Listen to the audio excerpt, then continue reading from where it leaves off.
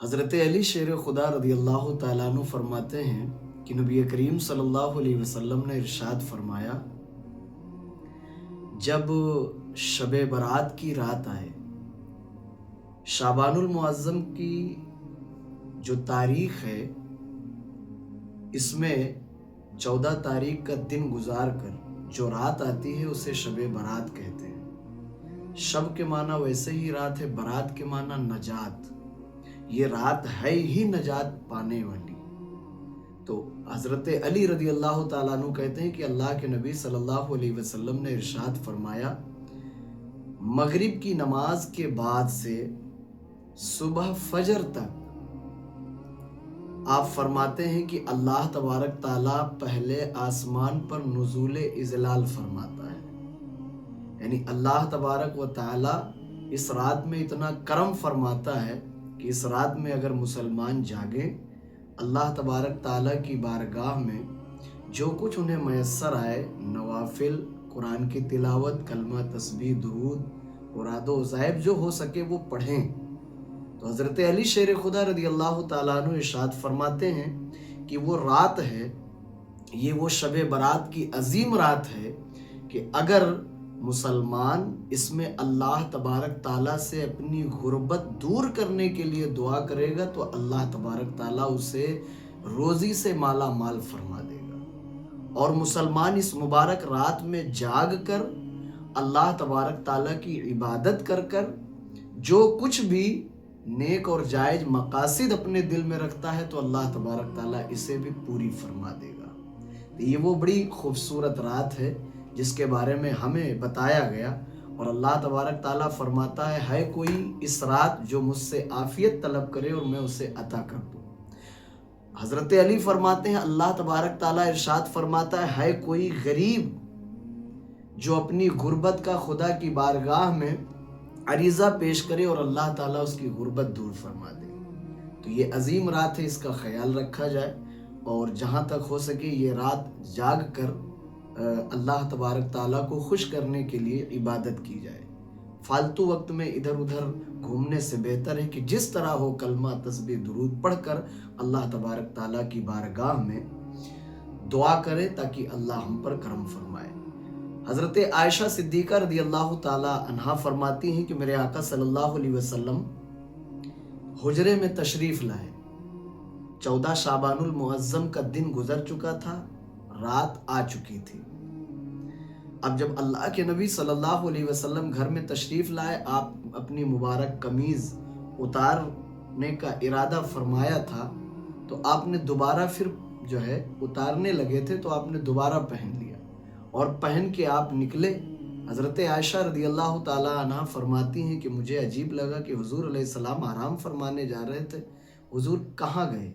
حضرت عائشہ فرماتی ہیں کہ میں حضور صلی اللہ علیہ وسلم کی تلاش میں گھر سے نکلی تو میں نے دیکھا شعبان المعظم کا جو 14ویں تاریخ کا دن گزر چکا تھا، رات شب برات کی تھی، حضور صلی اللہ علیہ وسلم جنت البقیع میں تشریف فرماتے۔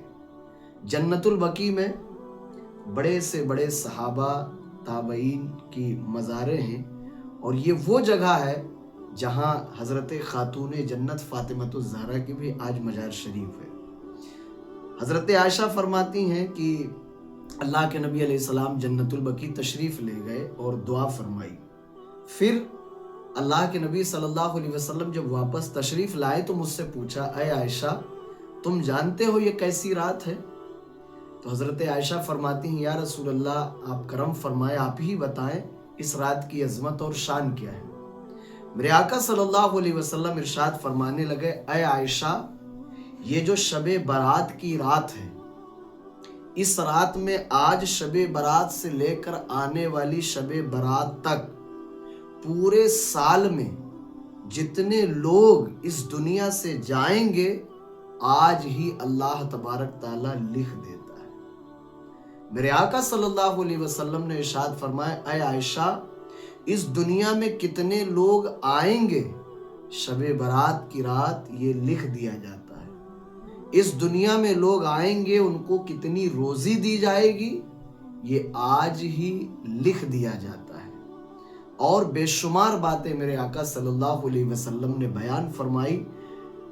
میں آپ سے بڑے محبت سے ایک بات پوچھنا چاہتا ہوں۔ ہم مسلمان ہیں اور اللہ کے نبی صلی اللہ علیہ وسلم سے محبت کا دم بھی بھرتے ہیں، اور میرے آقا صلی اللہ علیہ وسلم سے ایک موقع پر حضرت عائشہ رضی اللہ تعالیٰ عنہ نے پوچھا بھی تھا، یا رسول اللہ، آپ کسی اور مہینے میں اتنے روزے نہیں رکھتے جتنے آپ شعبان المعظم میں رکھتے ہیں۔ اس طرح رکھتے ہیں کہ شعبان المعظم سے روزہ رکھنا شروع کرتے ہیں اور اسے رمضان المبارک سے ملا دیتے ہیں۔ تو اللہ کے نبی علیہ السلام نے ارشاد فرمایا تھا، اے عائشہ، یہ وہ رات ہے جس میں لوگوں کے اعمال خدا کی بارگاہ میں پیش کیے جاتے ہیں، تو میں روزے سے اس لیے رہتا ہوں تاکہ میرے اعمال جب خدا کی بارگاہ میں پیش کیے جائیں تو حالت روزہ میں لکھا جاؤں۔ یہ تعلیم امت تھا جو میرے آقا صلی اللہ علیہ وسلم نے اپنے غلاموں کو بیان فرمایا ہے۔ اب یہ ہمارے اور آپ کے لیے ضروری ہے کہ شب برات وہ عظمت والی رات ہے جس میں ہم سب کے اعمال خدا کی بارگاہ میں پیش ہوں گے۔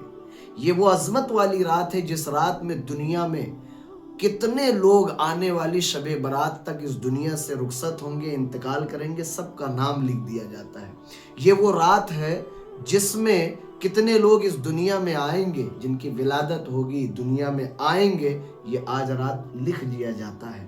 اس دنیا میں کس کو کتنا رزق ملے گا، یہ سب آج رات لکھ دیا جاتا ہے۔ اور قربان جاؤ مصطفیٰ جان رحمت پر اور حضور کے غلاموں پر، یہ عظیم ہستیوں نے ہمیں خلاصہ کر کے بتا دیا کہ شب برات کی رات جاگو، تمہارا جاگنا اللہ کے لیے، اور اگر تمہارے دل کے ارادے نیک ہیں تو خدا کی بارگاہ میں تم جو بھی تلاش کرو گے اللہ تبارک تعالیٰ تمہیں عطا فرما دے گا۔ اب آپ غور کریے کہ شب برات کتنی عظمت والی رات ہے۔ اس میں جس طرح ہو سکے کلمہ، تسبیح، درود اور اعد و عزائب پڑھو، اللہ کی بارگاہ میں سچے دل سے لو لگا کے عبادت کرو، نوافل پڑھو۔ لیکن ایک گزارش آپ یہ کریے گا کہ آپ کی نماز قضا نہیں ہونا چاہیے۔ ہم نے دیکھا ہے شب برات کی رات میں بہت سارے مسلمان جن کے دل میں تھوڑے سے جذبات ہوتے ہیں اور وہ کوشش کرتے ہیں کہ یہ رات میں جاگ کے گزاروں گا۔ بڑے محبت سے میں اپنے ان مسلمان بھائیوں سے گزارش کرنا چاہتا ہوں، وہ یہ کہ آپ شب برات کی رات جاگیے، لیکن اس دن میں خاص کر یہ کوشش کریے کہ آپ کی فجر سے لے کے عشاء تک جو نماز اگر قضا نہیں ہوئی ہے تو سبحان اللہ، اور قضا ہو گئی ہے تو اللہ اکبر، پھر پہلے آپ اپنے ذمے کی قضا کو ادا کریے، پھر اس رات میں دیگر کلمہ، تسبیح، درود پڑھیے۔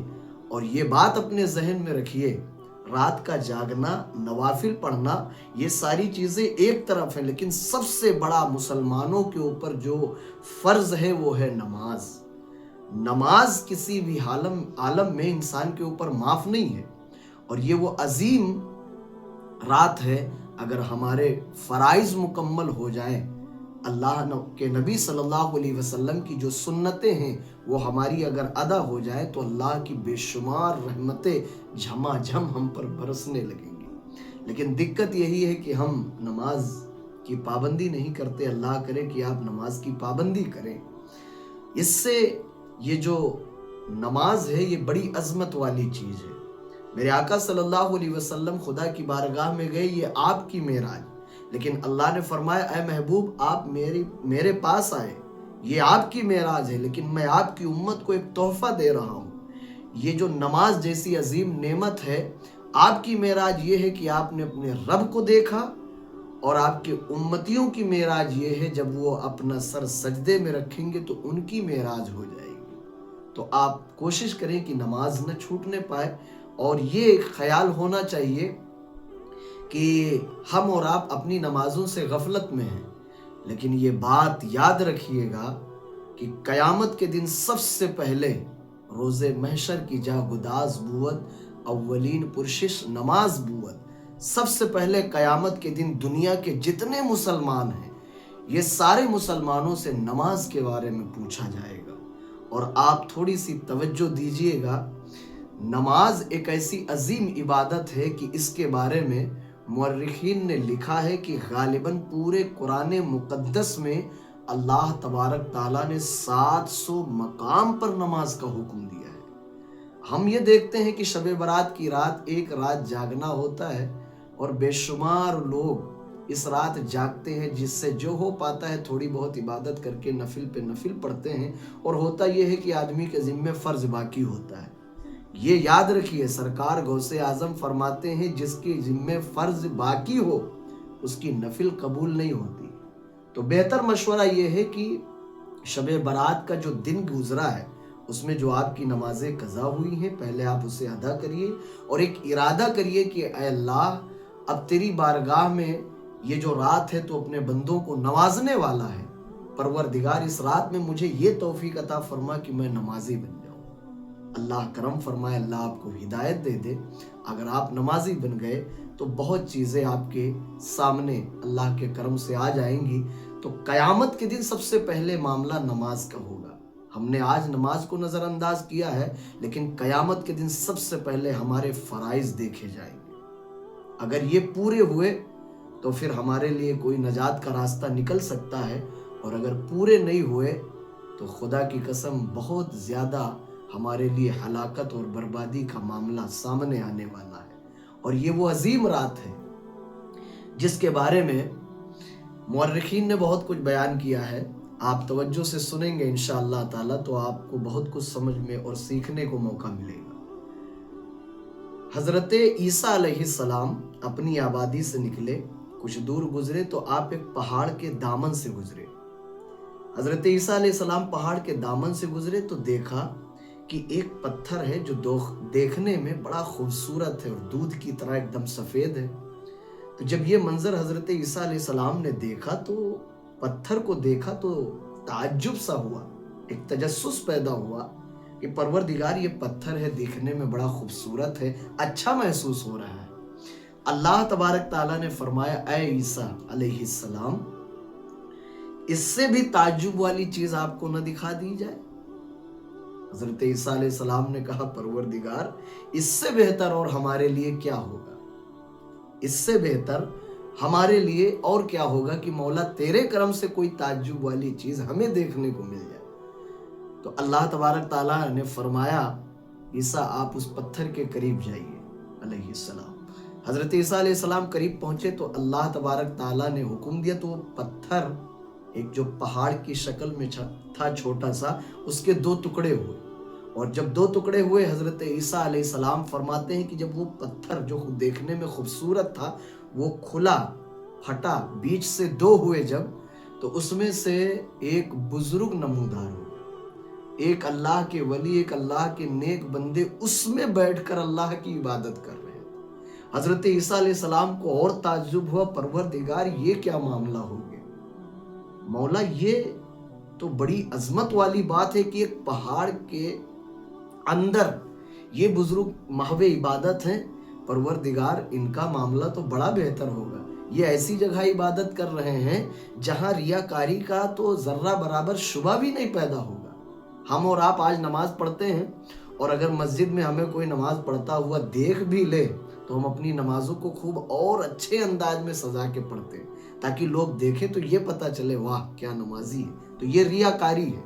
और एक बात और याद रखिएगा, मेरा एक जुमला अपने जहन में रखिएगा, दुनिया में जितने मुसलमान नमाज पढ़ते हैं वो फ़क्र ना करें कि अल्हम्दुलिल्लाह मैं नमाजी हूँ। ये बात याद रखिएगा, अल्लाह तबारक ताला आपसे पूछेगा ज़रूर कि तूने जो इबादत की है उसका मकसद अपने रब को राज़ी करना था या दुनिया वालों को दिखाना था कि लोग तुझे नमाजी कहें। आज हमारा आलमिया यही है, आदमी को जवानी में नमाज पढ़ने की तौफीक नहीं, बुढ़ापे में जब वो मस्जिद का दरवाज़ा पकड़ता है, चंद दिन नमाज पढ़ता है, तो नमाज पढ़ने के बाद उसे ये लगता है कि हम तो थोड़े दिन नमाज पढ़ के जन्नती हो गए, और वो जो लोग उस नमाज नहीं पढ़ते हैं उनके बारे में ये सोचता है कि ये सारे जहन्नमी हैं। ऐसा नहीं है। और एक गलती उससे ये भी होती है कि जब वो नमाज पढ़ना शुरू कर देता है और थोड़े दिन नमाज पढ़ता है तो फिर उसके मन में ये ख्याल आता है कि मैं तो नमाजी हो गया। मुअर्रिखीन ने लिखा है किताब में कि जब कोई मुसलमान नमाज पढ़ने जाता है, 4 शैतान उसके साथ जाते हैं। कितने? 4। اور یہ چاروں شیطان اس کے ساتھ جاتے ہیں. جب وہ نیت باندھ کے اللہ اکبر کہہ کے تکبیر کہہ کے کھڑا ہوتا ہے، پہلا شیطان اس کے قریب آتا ہے اور اس کے کان میں پتہ ہے کیا کہتا ہے؟ ماشاءاللہ، آپ تو نماز پڑھنے آئے. بہت ہی محبت کے ساتھ نماز پڑھیے، لوگ آپ کو دیکھ رہے ہیں، تاکہ لوگوں کے دل میں یہ خیال پیدا ہو بڑا اچھا نمازی. جب بندہ رکوع کرتا ہے تو دوسرا شیطان اس کے پاس آتا ہے اور کہتا ہے رکوع اس انداز سے کرو کہ جو لوگ تمہیں دیکھیں تو وہ خوش ہو جائیں. پھر وہ رکوع اچھے سے کرتا ہے. پھر جب سجدے میں جاتا ہے تو تیسرا اس کی تعریف کرتا ہے. پھر جب وہ قیام سے سجدے سے پھر جب سر اٹھا کے تشہد کے لیے بیٹھتا ہے تو وہاں بھی ایک اسے دھوکہ دیتا ہے. گویا کہ اگر آدمی جاہل ہے اور عبادت میں لگا ہے تو وہ صرف عبادت اس انداز میں کرتا ہے کہ لوگ میری تعریف کریں، ماشاءاللہ بڑے اچھے انداز میں نماز پڑھ رہا ہے. میرے بھائی، عبادت اس طرح کرو کہ اس میں ریاکاری شامل نہ ہو. اگر ریاکاری اور دکھاوا آ گیا تو وہ عبادت کس کام کی؟ بلکہ کتابوں میں آیا کہ جو بھی مسلمان اس دنیا میں جتنے کام کرے، اگر اس کے اندر ذرہ برابر ریاکاری ہے، دکھاوا ہے، تو وہ ساری عبادت، چاہے وہ نماز ہو، قرآن ہو، کلمہ ہو، تسبیح ہو، صدقات و خیرات ہو، حج ہو، عمرہ ہو، کچھ بھی ہو، اللہ تبارک تعالیٰ قیامت کے دن یہ ساری عبادت اس کے منہ پہ مار دے گا. ہم نے تو یہ دیکھا ہے، اگر گاؤں کے بوڑھوں اور جوانوں کو شادی میں بارات میں مدعو کیا جائے تو لاجواب کپڑا پہن کے آتے ہیں، اور بوڑھوں کو دیکھو جب بارات میں جاتے ہیں تو ایسا لگتا ہے بیچارے یہ اپنا نکاح کرنے جا رہے ہیں. تو یہ عالم ہے. اور نماز پڑھنے جائیں گے تو پھٹی پرانی قمیض اور جو اندر بنین وغیرہ ہوتی اس میں نہ جانے کتنے سوراخ. یہ کون سا طریقہ ہے؟ شادی میں آپ کس کے لیے کپڑا پہن کے جا رہے ہیں؟ مسجد میں جو آپ نماز پڑھنے جا رہے ہیں وہ کس کے لیے پہن کے جا رہے ہیں؟ یہ ریاکاری نہیں ہے تو اور کیا ہے؟ یہ دکھاوا نہیں ہے تو اور کیا ہے؟ اللہ تبارک تعالیٰ سب جان رہا ہے کہ مسلمان اپنے رب کے لیے کیا کر رہا ہے اور دنیا میں دکھانے کے لیے کیا کر رہا ہے. میرے بھائی، عبادت کریے لیکن خالص نیت یہ ہو کہ مولا میں تیرے لیے کر رہا ہوں، تو وقت کا نہیں، ہمیشہ مولا تو وحدہ لا شریک ہے، میں جو بھی کر رہا ہوں تیری رضا کے لیے اور تیرے محبوب کو خوش کرنے کے لیے کر رہا ہوں. جب یہ انداز ہوگا تب اللہ تبارک تعالیٰ ہم پر کرم فرمائے گا. تو بات تھوڑی آگے نکل گئی. حضرت عیسیٰ علیہ السلام نے کہا پروردگار، یہ ایسے زاویے میں رہ کے عبادت کر رہا ہے جہاں تو ریاکاری کا بھی شبہ نہیں. حضرت عیسیٰ علیہ السلام اس کے قریب آئے اور آپ نے فرمایا آپ کتنے دن سے اس میں ہیں؟ تو اس بندے خدا نے کہا مجھے غالباً 600 سے زائد سال گزر چکے ہیں. تو آپ نے پوچھا تو آپ اس میں رہے، آپ کو کھانے پینے کی ضرورت پیش آئی؟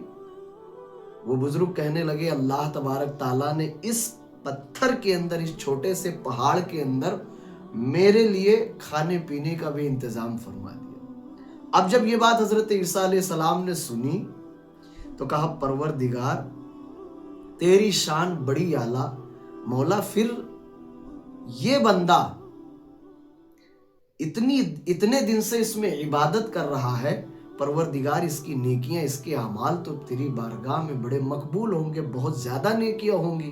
اب سنو، جب یہ بات حضرت عیسیٰ علیہ السلام نے کہی تو اللہ نے فرمایا اے عیسیٰ علیہ السلام، اس کی عبادت کا خلوص، ساری چیزیں اپنی جگہ ہیں، لیکن اے عیسیٰ علیہ السلام ایک وقت آئے گا کہ میرا محبوب دنیا میں جلوہ گر ہوگا. ایسا ایک وقت آئے گا کہ میرا محبوب دنیا میں جلوہ گر ہوگا. الحمدللہ ہم اہل سنت والجماعت کا یہی نظریہ ہے. ہم اپنے نبی علیہ السلام کی جو میلاد مناتے ہیں، میلاد کا مقصد یہی ہے. غور کرو، اللہ سے اور حضرت عیسیٰ علیہ السلام سے بات ہو رہی ہے. حضرت عیسیٰ علیہ السلام کا زمانہ میرے آقا علیہ السلام سے غالباً 550 سال پہلے گزر چکا ہے. اب آپ غور کریے، اللہ فرماتا ہے اے عیسیٰ ایک وقت آئے گا جب میرا محبوب اس زمین پر مبعوث ہوگا، پھر میرے محبوب کے غلام ہوں گے، جانثار ہوں گے، اور اپنے محبوب کے غلاموں کو، جانثاروں کو شب برات جیسی بہترین اور عظیم رات عطا فرماؤں گا۔ اے عیسیٰ، میرے محبوب کے غلام اس رات جاگ کر 2 یا 4 رکعت نفل نماز پڑھ لیں گے تو میں اس بندے کی، جو اس پتھر میں 600 سال سے زائد عرصہ گزر گیا، اس کی ساری عبادت سے زیادہ ثواب اپنے محبوب کے غلاموں کو عطا فرما دوں گا۔ یہ میرے آقا صلی اللہ علیہ وسلم کے غلاموں کا اور میرے آقا علیہ السلام کی اس امت کی فضیلت ہے جو اللہ نے بیان فرمایا۔ اے عیسیٰ، اس کی عبادت ایک طرف۔ اب آپ غور کریے، میرے آقا صلی اللہ علیہ وسلم کا تذکرہ اس وقت ہو رہا ہے جب آپ ظاہری طور پر دنیا میں تشریف نہیں لائے تھے، جب آپ ظاہری طور پر دنیا میں تشریف نہیں لائے، اور تذکرہ پہلے ہی ہو رہا ہے، اور عربی میں اسی تذکرے کو میلاد کہتے ہیں، اور اہل سنت والجماعت کے لوگ اسی لیے اپنے نبی کی میلاد مناتے ہیں۔ میلاد مطلب آپ کی آمد کا تذکرہ پہلے ہی ہو رہا ہے۔ آج بہت سارے لوگ ہیں، نبی کی میلاد پر بڑا اعتراض ہوتا ہے۔ میں کہتا ہوں حضرت عیسیٰ علیہ السلام کے سامنے اللہ نے خود اپنے نبی کی میلاد بیان فرمائی۔ اسی لیے میرے امام فرماتے ہیں، زمین و زماں تمہارے لیے، مکین و مکان تمہارے لیے، چنین و چنا تمہارے لیے، بنے دو جہاں تمہارے لیے، ہم آئے یہاں تمہارے لیے، اٹھے بھی وہاں تمہارے لیے۔ تو آپ غور کریے، اللہ تبارک تعالیٰ نے اپنے محبوب کے غلاموں کو کیا شان عطا فرمائی۔ بڑی عظیم رات ہمارے اور آپ کے بیچ آنے والی ہے۔ اس رات میں جاگیے، جس طرح بھی آپ سے ہو سکے آپ کلمہ تسبیح درود پڑھیے اور اللہ سے دعا کریے، پروردگار آج کی رات میرے اعمال تیری بارگاہ میں پیش ہوں گے، پروردگار کرم فرما دے کہ میں تیری بارگاہ میں سچے دل سے توبہ کرتا ہوں۔ اور آپ جب توبہ کریں گے، اللہ تبارک تعالیٰ اس مبارک رات میں جو اللہ نے ہمیں عطا فرمائی، اگر آپ توبہ کرتے ہیں تو اللہ تعالیٰ سے امید ہے ضرور ہماری آپ کی توبہ اللہ قبول فرمائے گا۔ اور اس رات کی توبہ اگر قبول ہوئی تو خدا کی قسم ہماری دنیا آخرت بہتر ہو جائے گی۔ اس عظیم رات سے ایک نقطہ میں آپ کے بیچ رکھ کے اپنی گفتگو کو سمیٹتا ہوں۔ آپ سے بڑے محبت کے ساتھ گزارش ہے، بہت ہی محبت کے ساتھ آپ سے گزارش ہے، وہ یہ کہ یہ وہ عظیم رات ہے جس میں یہ لکھا جائے گا شب برات کی رات سے آنے والی شب برات تک یہ لکھا جائے گا کہ کتنے لوگ اس دنیا میں رہیں گے، کتنے لوگ یہ دنیا چھوڑ کے چلے جائیں گے۔ بڑے محبت سے آپ سے پوچھنا چاہتا ہوں، ہو سکتا ہو اللہ تبارک تعالیٰ کا اس کی قلم کیا چلے اور کیا ہو سکتا ہو ہم میں سے بہت سارے لوگ آنے والی شب برات کے بعد سے، یہ جو آنے والی ہے شب برات، اس کے بعد سے آنے والی شب برات تک پتہ نہیں ہم میں سے کتنے لوگ اس دنیا میں رہیں اور کتنے لوگ اس دنیا چھوڑ کے چلے جائیں۔ میرے بھائی، جس کی کوئی گارنٹی نہیں وہ موت ہے، جس کی کوئی جو ہے گارنٹی دیکھا جائے حالات حاضرہ کے اعتبار سے تو یہ جو زندگی ہے اس کی کوئی گارنٹی نہیں ہے، پتہ نہیں کب کہاں کیا ہو اور ہم اس دنیا سے رخصت ہو جائیں۔ میں آپ سے بڑے محبت سے پوچھنا چاہتا ہوں، ہم نے وہ منظر دیکھا ہے، وہ وقت دیکھا ہے جب کسی کے گھر میں انتقال ہوتا ہے، بڑے درد سے لوگ روتے ہیں، بڑے جو ہے غمگین لہجے میں ان کی آوازیں نکلتی ہیں، لیکن کچھ دن جب بیتتا ہے، جب انتقال ہوتا ہے تو بڑا درد ہوتا ہے، بڑی تکلیف ہوتی ہے، دل بڑا غمگین ہوتا ہے۔ جب کسی کے گھر میں انتقال ہو تو یہ حال ہوتا ہے، لیکن اس وقت جب رونے والے روتے ہیں تو ایسا لگتا ہے کہ یہ آدمی تو اب ان کے بغیر رہ نہیں پائے گا، لیکن کچھ دن جب گزرتے ہیں اسی گھر میں لوگ ہنس کھیل رہے ہوتے ہیں، اسی گھر میں لوگ جو ہے مست ہو رہے ہوتے ہیں، اسی گھر میں لوگ مگن ہو رہے ہوتے ہیں۔ کیوں؟ جب ہمارا وجود قبر کے حوالے کر دیا، لوگ اپنی دنیا میں مست ہیں۔ میں آپ سے یہی کہنا چاہتا ہوں میرے بھائی، زندہ انسان آج دنیا کا یہ دستور ہے کہ انسان زندہ انسان سے اپنے مطلب کے لیے باتیں کرتا ہے، وفاداری اس وقت تک کرتا ہے جب تک اس کا مطلب نہ نکل جائے۔ مطلب نکل جانے کے بعد لوگ دور ہو جاتے ہیں، پھر اس دنیا سے جانے کے بعد ہم سے کون وفاداری کرے گا؟ اس دنیا کے جانے کے بعد سب کچھ ہمارے ہاتھ سے ختم ہو جائے گا۔ آج جوانی ہے، وقت ہے، طاقت ہے، ساری چیز اپنے پاس ہے۔ یہ رات بیکار مت جانے دیجئے۔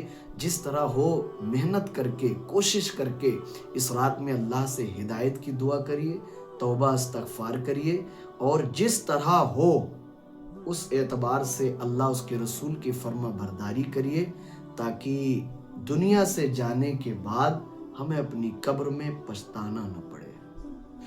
حضرت عائشہ صدیقہ رضی اللہ تعالیٰ عنہ بیان فرماتی ہیں کہ شب برات کی رات جب میرے آقا صلی اللہ علیہ وسلم جنت البقیع سے واپس تشریف لائے، یہ بات تو واضح ہو گئی کہ اللہ کے نبی صلی اللہ علیہ وسلم بھی جو ہے جنت البقیع میں قبروں پر تشریف لے گئے۔ الحمدللہ یہ اہل سنت والجماعت کا نظریہ ہے، اور یہ عقیدہ بھی ہے کہ مزاروں پر اور قبروں پر جانے میں کوئی حرج نہیں ہے۔ یہ اور بات ہے کہ بہت سارے لوگ اپنے آپ کو پڑھا لکھا سمجھتے بھی ہیں، لیکن حالات یہ ہیں کہ جب مزاروں پر یا قبروں پر جانے کی بات آتی ہے تو ان کے نظریات بدل جاتے ہیں۔ میرے بھائی، عقیدہ وہ رکھو جو صحابہ اکرام نے اور حضور علیہ السلام نے ہمیں دیا ہے۔ اللہ کے نبی علیہ السلام کے بارے میں تو یہاں تک آیا ہے کہ میرے آقا صلی اللہ علیہ وسلم ہر سال شہدائے احد کی مزار پہ حاضری دیتے تھے۔ میرے آقا صلی اللہ علیہ وسلم ہر سال اپنے چچا حضرت امیر حمزہ رضی اللہ تعالیٰ عنہ کی قبر پہ حاضری دیتے تھے۔ اب اللہ کے نبی علیہ السلام مزاروں پر، قبروں پر تشریف لے گئے۔ ہاں، یہ اور بات ہے کہ آج مزاروں پر کچھ خرافات ہیں، کچھ معاملات ایسے ہیں جو عند شرع جائز نہیں ہیں، اس کے ہم بھی خلاف ہیں، لیکن شرط یہ ہے کہ اس تھوڑی سی خرابی کی وجہ سے حقیقت سے منہ نہیں موڑا جا سکتا۔ تو نظریہ اور عقیدہ وہ ہونا چاہیے جو صحابہ اور تابعین کا تھا، اور جو اللہ کے نبی علیہ السلام نے خود کیا۔ حضرت عائشہ فرماتی ہیں میرے آقا صلی اللہ علیہ وسلم جنت البقیع سے تشریف لائے، اور حضور صلی اللہ علیہ وسلم سے جو گفتگو ہوئی اس کو بیان فرماتی ہیں کہ میرے آقا صلی اللہ علیہ وسلم نے فرمایا کہ اے عائشہ، میرے پاس حضرت جبرائیل علیہ السلام تشریف لائے، اور حضرت جبرائیل علیہ السلام جب تشریف لائے تو انہوں نے بھی یہی بتایا، یا رسول اللہ علیہ السلام، یہ شب برات کی وہ عظمت والی رات ہے کہ اللہ تبارک تعالیٰ اس رات میں بنی کلب، عرب میں ایک ایسا قبیلہ تھا حضور کے زمانے میں، اس قبیلے میں سب سے زیادہ بکریاں ہوتی تھی۔ تو حضرت جبریل کہتے یا رسول اللہ، اس رات میں بنی کلب کے بکریوں کے بال کے برابر اللہ تبارک تعالیٰ آپ کی امت کے لوگوں کی بخشش فرماتا ہے۔ یہ وہ عظیم رات ہے۔ پھر اللہ کے نبی علیہ السلام فرماتے ہیں کہ حضرت جبرائیل علیہ السلام نے کہا کہ یا رسول اللہ، بنی کلب کے بکریوں کے برابر اللہ تبارک تعالیٰ اس رات میں گناہگاروں کو جہنم کی آگ سے نجات دے دیتا ہے، جو اس رات میں جاگ کر اپنے رب کو یاد کرتے ہیں اور اپنی خطاؤں پر گر گڑائیں، روئیں، آنسو بہائیں۔ یہ نہیں کہ ہم جاگ رہے ادھر ادھر گھوم ٹہل لیں اور شب برات کی رات یوں ہی گزر جائے، یہ طریقہ نہیں ہے۔ اس رات میں جاگا جائے، جس طرح ہو سکے کلمہ، تسبیح، درود، قرآن کی تلاوت، نفل نمازیں، یہ سب کرنے کے بعد بھی تنہائی میں بیٹھ کر اپنے گناہوں کو یاد کر کے آنسو بہائیں۔ جب بندے کے آنسو خوف الہی سے گرتے ہیں، وہ آنسو پروردگار کو بڑے پسند ہیں، اس کا خیال کیا جائے۔ پھر میرے آقا علیہ السلام ارشاد فرماتے ہیں، حضرت سیدنا جبرائیل علیہ السلام نے کہا یا رسول اللہ، اس رات میں بخشے تو جاتے ہیں لوگ، لیکن کچھ لوگ ہیں جن کی اس عظیم رات میں بھی بخشش نہیں ہوتی۔ میرے آقا علیہ السلام نے پوچھا وہ کون ہے؟ حضرت جبرائیل علیہ السلام نے کہا یا رسول اللہ، ایک تو مشرک جنہوں نے دین اسلام سے، ایک تو وہ مشرک ہیں جو سرے سے اسلام مانتے ہی نہیں، دوسرے وہ لوگ ہیں، ان لوگوں میں سے لوگوں کی تعداد کم ہے، لیکن افسوس، صد افسوس، مسلمان گھر کی بے شمار لڑکیاں काफिरों के साथ जाके अपनी दुनिया आखिरत बर्बाद कर चुकी हैं, उनकी भी इस रात में बख्शिश नहीं है। अगर वो तौबा कर लें और सारे अपने मामलात छोड़ के दोबारा इस्लाम में आ जाए तो शायद अल्लाह तबारक ताला की ज़ात से ये इम्कान है, यकीन है कि अल्लाह ताला माफ़ कर देगा। तो हज़रत जिब्रील ने कहा, या रसूल अल्लाह अलैहि सलाम, एक तो मुशरिक, इनके लिए नजात नहीं, दूसरा बिदअती जो अहले सुन्नत से ना हो। आज 1400 साल के बाद भी अगर सहाबा और ताबईन के और अइम्मा अरबा व मुहद्दिसीन के अकीदे पर कोई जमात कायम है तो वो अहले सुन्नत वल जमात है। अहले सुन्नत का है बेड़ा पार, असहाबे हुजूर नज़्म है और नाव है इतरत रसूल अल्लाह की। ये मेरे इमाम ने फैसला दिया है, अल्हम्दुलिल्लाह। और हज़रत जिब्रील कहते हैं, या रसूल अल्लाह, इस रात में और भी कुछ लोग हैं जिनकी बख्शिश नहीं होती है। कौन है? हज़रत जिब्रील कहते हैं, या रसूल अल्लाह, जो अपने रिश्तेदारों से ताल्लुक़ ख़त्म कर लेते हैं। वैसे आज के दौर में रिश्ता निभाना ये सबसे मुश्किल काम है। आलम ये होता है कि आदमी हक पे होता है, मामला ठीक होते हैं, मगर उसके बाद भी लोग बेजा गुस्से में होते हैं, मुंह फुला के रहते हैं।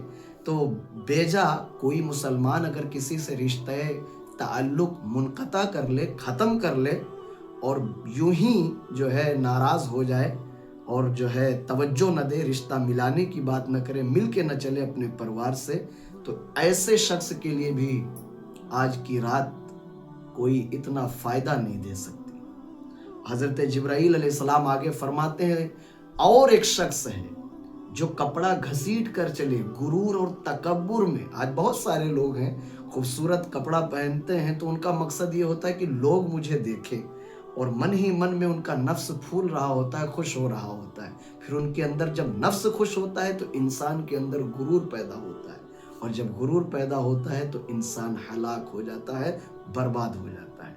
फिर फरमाया, कुछ और लोग हैं जिनकी बख्शिश नहीं होती। कौन है वो लोग?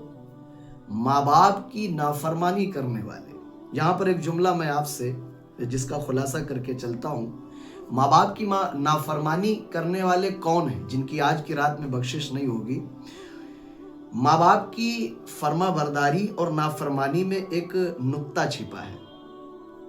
माँ बाप अगर अच्छे काम का हुक्म दें, माँ बाप दीनदार हों और वो हमेशा अपनी औलाद को अच्छे काम की तलकीन करें, हुक्म दे, और बंदा अगर उनकी बात ना माने तो फिर बंदे के लिए मुश्किल हो जाएगी। लेकिन एक तरफ लड़का पढ़ा लिखा हो, लड़का दीनदार हो, माँ बाप जाहिल हो, तो माँ बाप जाहिल होने की वजह से अपनी औलाद से वो भी काम करने पर उसे मजबूर करते हैं जिससे अल्लाह उसके रसूल ने मना किया है। हज़रत सैयदना जिब्राईल अलैहिस्सलाम ने कहा, या रसूल अल्लाह, कुछ और लोग हैं जिनकी बख्शिश नहीं होती। कौन है वो? हज़रत जिब्राईल अलैहिस्सलाम फरमाते हैं, शराब का आदी। दुख इस बात का है कि गैर जिनके यहाँ शराब की कोई कदर नहीं है, कोई मामला नहीं है, उनके लिए कुछ भी है, उनसे ज़्यादा आज मुसलमान कौम शराब में मुब्तला है। और ये क़यामत की निशानी है।